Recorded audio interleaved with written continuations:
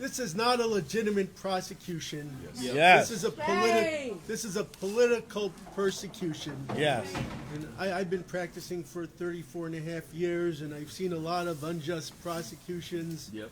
There isn't anything that's on the scale of a political persecution that I've seen as this case. Yes. This was brought from Washington, D.C. by the people on the top of the government solely for political reasons. The case is being handled by prosecutors that they brought in from Washington, D.C. Because it's a political case.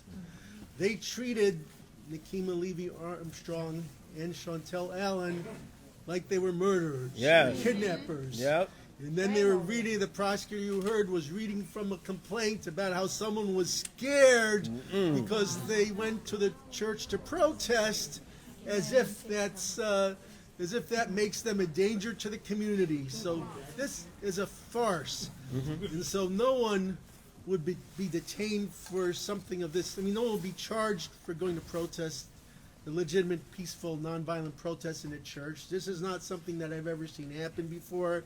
I don't think you'll find where it is. This is pure free speech. This is the government taking away our right to free speech. That's right. This is fascism right at finest. work Yep. right now, where you go to jail and prison because you exercise your First Amendment right to criticize the government, in this case to speak out against the government official who is part of that church. Just to understand the background of this, so Pam Bondi and Christy Nome were talking on Twitter about how the people who participate in this protest were going to get arrested. This doesn't happen in a legitimate prosecution. No. Legitimate prosecution goes through a formal process where professional people look at the case. Yes. These are officials who are making a political decision and purposely making a political spectacle and a political circus out of the court system for their own purposes. Yes. So, you might have heard in the courtroom talk about last night in the claim and yesterday when they were staying in a hotel and that they tried to flee, just so people know it was really offensive to my client because it was a lie. She never fled any cops. She never even knew that any cops were following her. She was staying in a hotel room, and it was swarmed. This hotel was swarmed by federal agents last night. They forced their way into a hotel. Were violent towards the people in there. The hotel threw them out, but they stayed. The FBI just stayed in. So last night at 3 a.m, someone who was staying with Nekima went out into the hall. And a bunch of agents tackled her violently and injured her because they thought that she was Nekima Levy Armstrong. It was any black woman, I guess. Yeah.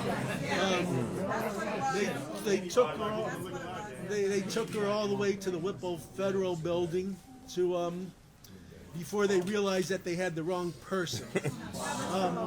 So as you can imagine, Nekima was terrified about what would happen if she turned herself in.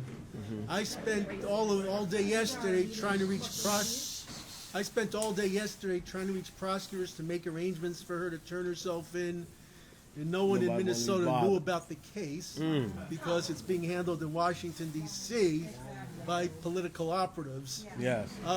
But in the morning, legal team of us were at the hotel trying to arrange for her to just turn herself in at the federal court, which people can usually do if they're wanted on a criminal warrant. So we called the agents, and then they had Dan Rosen, the Trump-appointed U.S. attorney, Trump stooge, contact me, and I presented my proposal for her to go to the courthouse in 20 minutes and peacefully turn herself in. He said, that's totally acceptable. Let me just get back to you in a few minutes after I figure out the logistics. Then he calls me back, 10 or 15 minutes later and says, oh, no, she can't go on her own and turn herself in. She has to be arrested at the hotel room. Yeah. Photo op. so yeah, he had his whole story and his lies about her fling and all that crap, but yeah, he would then. So he was ordered by Washington not to do the reasonable thing. So eventually, these ICE agents came up to or Homeland Security agents came up to the room where Nekima was staying, and they arrested her. And one of the arresting agents was filming the arrest on his cell phone. And he was like, "Why are you filming this?" He goes, "Well, I was just ordered to do it. It's going to be private. It's just part of the procedure I was ordered to follow." Well, you know what? I was informed that Pam Bondi on her Twitter posted this cell phone video of Nekima Levy Armstrong getting arrested, which just shows how all of this is for show. No one's rights, no one's dignity matter one bit. This has nothing to do with enforcing the law or making the community safe. This is actually about harming the community and making it dangerous for anyone who opposes this fascist regime. Yes. Thank you all. Thank you. For Sorry, we're going to hold off on questions. Actually, let me just. Okay, go ahead. No, I just wanted to ask, the White House apparently sent out an AI manipulated image of Nekima crying. Yes. She was not crying. No crying. No. Crying for what? That is just so outrageous that the White House would make up stories about someone to try and discredit them. When I was present at her arrest, she was completely calm and composed and rational. There was no one crying. So this is outrageous defamation, and it just shows the racism and fascism of this administration, that they're willing to literally invent reality to serve their narrative.